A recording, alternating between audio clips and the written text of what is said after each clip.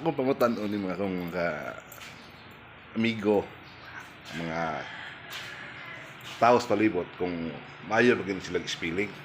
Ako nag-testingan sila. Atong pangutanon gikan yan sa mga kaigalaan dito sa kuan.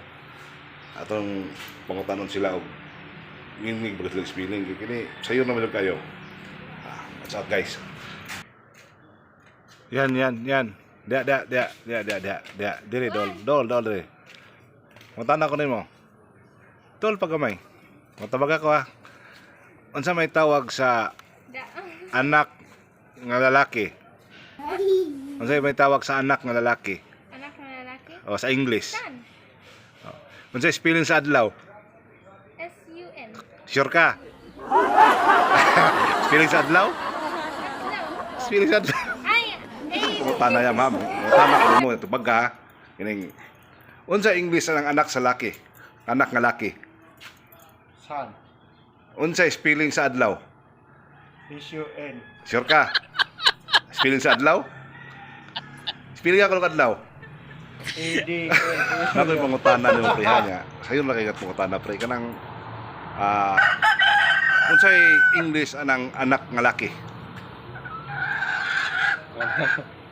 Ha? English na anak nga laki. Anak nga laki. Boy? Anak mga laki. English na lang anak nga laki.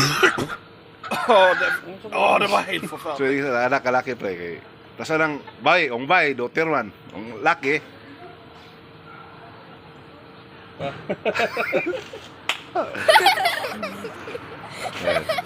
Asa mo na? Nemo pungutan na lang kay mo man ikuan sa kuan. Pungutan na ba?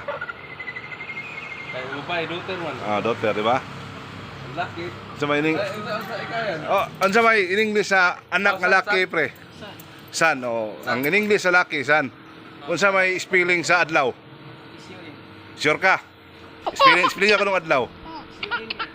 Spelling ng adlaw. Adlaw. Issue ay ng adlaw. Adlaw. Bisaya.